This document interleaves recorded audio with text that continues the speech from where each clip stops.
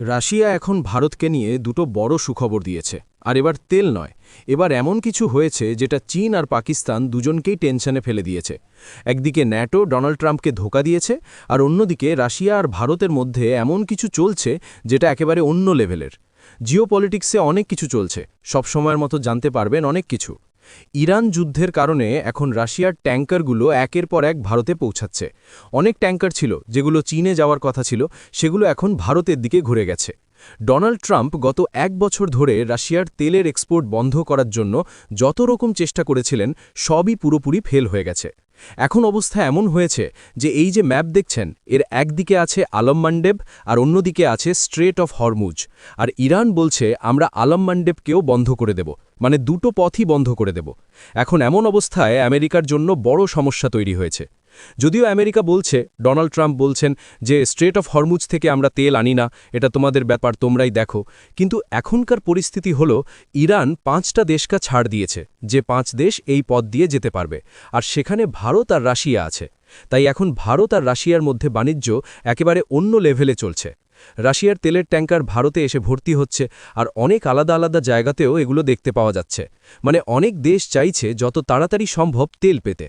এখন কাঁচা তেলের দাম 80% পর্যন্ত বেড়ে গেছে, প্রতি ব্যারেল $4 হয়ে গেছে।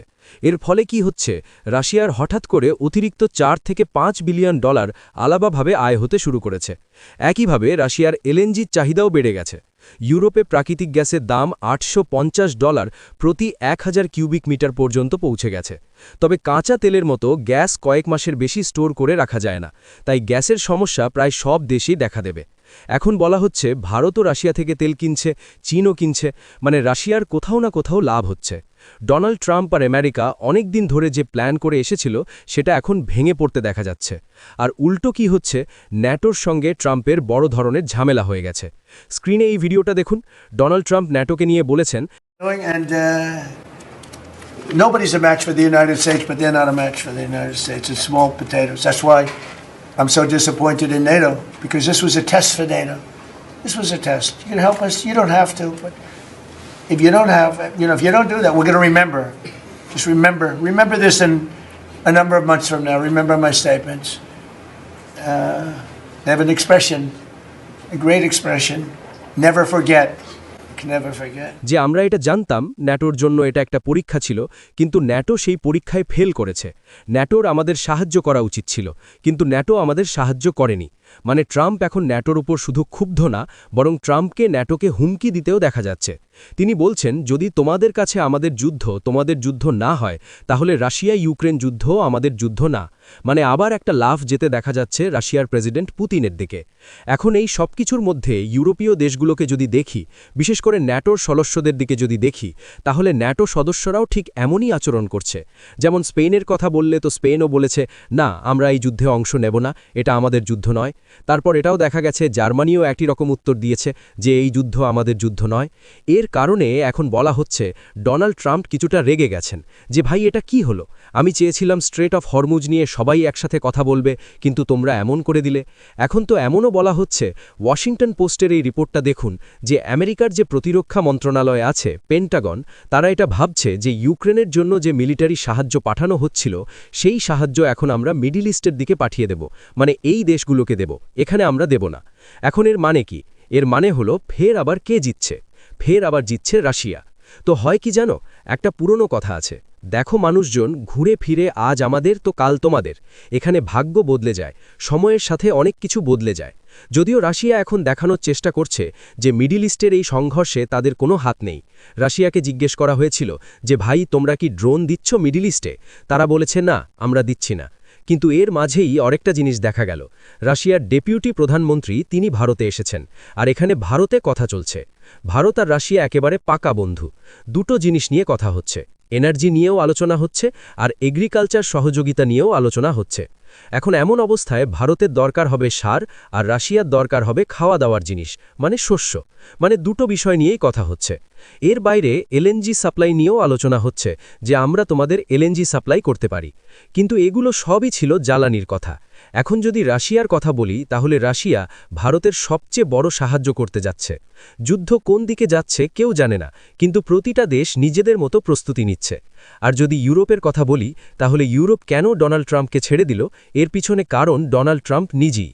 ডোনাল্ড ট্রাম্প যেভাবে ইউরোপের নেতাদের ডেকে একজন প্রিন্সিপালের মতো বকাঝকা করেছিলেন সেটা কোনো দেশই ভালোভাবে নেবে না।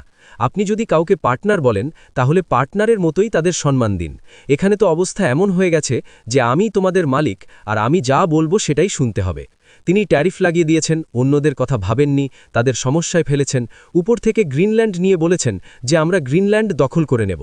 তাই এখন ইউরোপীয় দেশগুলোর অবস্থা এমন যে ভাই এটা তোমার লড়াই, তুমি লড়ো, আমরা কেন তোমার সঙ্গে যাব? যদি তুমি পরেই আমাদের ক্ষতি করো তাহলে এখনই আমরা তোমার সঙ্গে কেন যাব?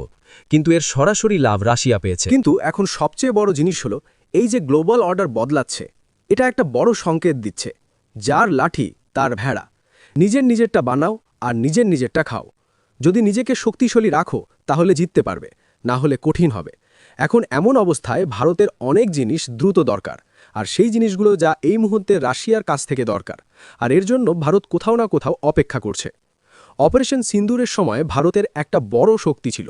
এখন আপনারা দেখবেন ইসরায়েলের ভেতরে অনেক মিসাইল পড়ছে, যেটা আগে অসম্ভব মনে হতো, কিন্তু এখন সেটাও হচ্ছে।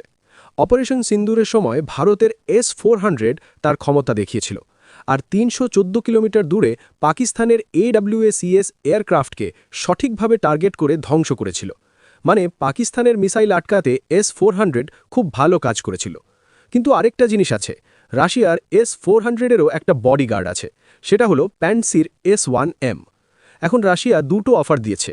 প্রথমত রাশিয়া এটা কনফার্ম করেছে যে আমরা তোমাদের দুটো S-400 এয়ার ডিফেন্স সিস্টেম দিয়ে দেব, এই বছরই দিয়ে দেব, এই জন্য কোনো সমস্যা নেই। একটা এপ্রিল মাসে আরেকটা নভেম্বর মাসে আমরা দিয়ে দেব। আর দ্বিতীয়ত তারা বলেছে যে আমরা তোমাদের প্যান্টসির S-1M অফার করছি, চাইলে তোমরা এটা কিনতে পারো, কারণ গত মাসেই ভারত 10,000 কোটি টাকার 288টা S-400 মিসাইলের জন্য প্রস্তাব দিয়েছে।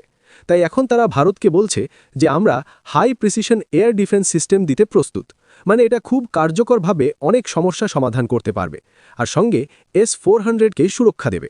তাই এটাকে S-400-এর বডিগার্ড বলা হয়।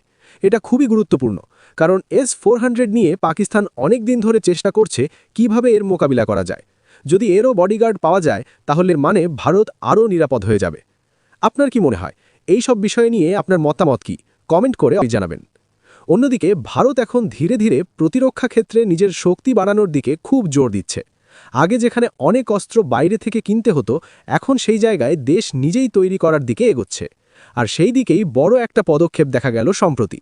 দেশের বড় প্রতিরক্ষা সংস্থা আদানি ডিফেন্স অ্যান্ড এরোস্পেস ইসরায়েলের ইসরায়েল ওয়েপন ইন্ডাস্ট্রিজের সঙ্গে মিলে ভারতীয় সেনার হাতে নতুন আধুনিক লাইট মেশিন গান তুলে দিয়েছে। এই ঘটনাকে শুধু একটা অস্ত্র সরবরাহ হিসেবে দেখা হচ্ছে না, বরং এটাকে আত্মনির্ভর ভারতের দিকে একটা বড় পরিবর্তন হিসেবে ধরা হচ্ছে। জানা গেছে এই প্রথম ধাপে প্রায় 2000টি প্রহার লাইট মেশিন গান ভারতীয় সেনার হাতে পৌঁছে গেছে। এটা কিন্তু পুরো অর্ডারের ছোট একটা অংশ মাত্র। মোট 41,000 লাইট মেশিন গান দেওয়ার পরিকল্পনা রয়েছে, মানে সামনে আরও অনেক বড় ডেলিভারি আসতে চলেছে। এতে স্পষ্ট বোঝা যাচ্ছে ভারতীয় সেনাবাহিনীকে আরও আধুনিক করার কাজ দ্রুত গতিতে চলছে। আদানি ডিফেন্সের সিইও আশিস রাজবংশী এই প্রজেক্ট নিয়ে গুরুত্বপূর্ণ কথা বলেছেন। তিনি জানান তাদের লক্ষ্য শুধু বন্দুক তৈরি করে দেওয়া নয়, তারা চাইছে ভারত যেন পুরোপুরি নিজের দেশে ছোট অস্ত্র তৈরি করতে পারে, বাইরে থেকে নির্ভর করতে না হয়। তিনি আরও বলেন গত 6 বছরে তাদের সংস্থা অনেক বড় পরিবর্তন করেছে। আগে তারা শুধু ছোট ছোট যন্ত্রাংশ তৈরি করত, কিন্তু এখন তারা পুরো বন্দুক তৈরি করতে পারছে। অর্থাৎ এখন তারা একটি সম্পূর্ণ প্রস্তুতকারক হয়ে উঠেছে। এমনকি এখন তাদের বছরে প্রায় 1 লাখ পর্যন্ত বন্দুক তৈরির ক্ষমতা তৈরি হয়েছে। এটা শুধু ভারতের জন্য নয়, ভবিষ্যতে আন্তর্জাতিক বাজারেও কাজে লাগতে পারে। অন্যদিকে ইসরায়েলের সংস্থাও এই যৌথ কাজ নিয়ে বেশ আত্মবিশ্বাস দেখিয়েছে। তাদের সিইও শুকি বেন নে বলেছেন এই ধরনের লাইট মেশিন গান পদাতিক সেনাদের জন্য খুবই গুরুত্বপূর্ণ। যুদ্ধের সময় এই অস্ত্র সৈনিকদের অনেক সাহায্য করে, তাদের শক্তি বাড়ায় এবং কাজকে সহজ করে তোলে। তিনি মনে করেন আগে যখন 2020 সালে বড় মাত্রায় অস্ত্র সরবরাহ করা হয়েছিল তখন তার ভালো ফল দেখা গিয়েছিল, এবারেও সেরকমই ইতিবাচক প্রভাব পড়বে বলে তারা আশা করছেন। তিনি আরও একটি গুরুত্বপূর্ণ বিষয় পরিষ্কার করে দিয়েছেন। এখন মধ্যপ্রাচ্যে যেভাবেই পরিস্থিতি বদলাক না কেন, ভারতের জন্য অস্ত্র সরবরাহে কোনো সমস্যা হবে না, কারণ তাদের উৎপাদন ব্যবস্থা খুব শক্তিশালী এবং তারা একই সঙ্গে নিজেদের দেশের সেনাবাহিনী এবং ভারতের চাহিদা পূরণ করতে পারে। অর্থাৎ ভবিষ্যতে কোনো সংকট এলেও ভারতের এই প্রকল্প থেমে যাবে না। এই নতুন প্রহার লাইট মেশিন গান, যাকে নেগেভ NG7 বলা হয়, সেটি প্রযুক্তিগতভাবে বেশ উন্নত। এর ওজন প্রায় 7.6 কেজি, তাই এটা খুব বেশি ভারী নয়। সৈনিকরা সহজেই এটি বহন করতে পারে। এমনকি প্যারাট্রুপারদের জন্য এটা ব্যবহার করা যায়, কারণ এটাকে ভাঁজ করে নেওয়া সম্ভব। এই বন্দুক এমনভাবে ডিজাইন করা হয়েছে যাতে যুদ্ধের সময় দ্রুত ব্যবহার করা যায় এবং নির্ভুলভাবে লক্ষ্যভেদ করা যায়। এর নির্ভরযোগ্যতাও অনেক বেশি, মানে কঠিন পরিস্থিতিতেও এটি ভালোভাবে কাজ করবে। সব মিলিয়ে এই পুরো উদ্যোগটা শুধু একটা অস্ত্র দেওয়ার ঘটনা নয়। এর মাধ্যমে ভারত দেখাচ্ছে যে সে ধীরে ধীরে নিজের প্রতিরক্ষা শক্তিকে নিজেই গড়ে তুলছে। বাইরে থেকে নির্ভরতা কমিয়ে নিজের দেশে উৎপাদন বাড়ানো হচ্ছে। এর ফলে একদিকে যেমন সেনাবাহিনী আরও শক্তিশালী হবে, অন্যদিকে দেশের শিল্পক্ষেত্র উন্নত হবে। ভবিষ্যতে ভারত বিশ্ববাজারেও প্রতিযোগিতা করতে পারবে, এমনটাই আশা করা হচ্ছে। এই কারণে Adani defence and Israel weapon ইন্ডাস্ট্রিজের এই যৌথ কাজকে অনেকেই খুব গুরুত্বপূর্ণ এবং বড় পদক্ষেপ হিসেবে দেখছেন। এটা শুধু আজকের জন্য নয়, ভবিষ্যতের জন্য ভারতের প্রতিরক্ষা ব্যবস্থাকে আরও মজবুত করে তুলবে।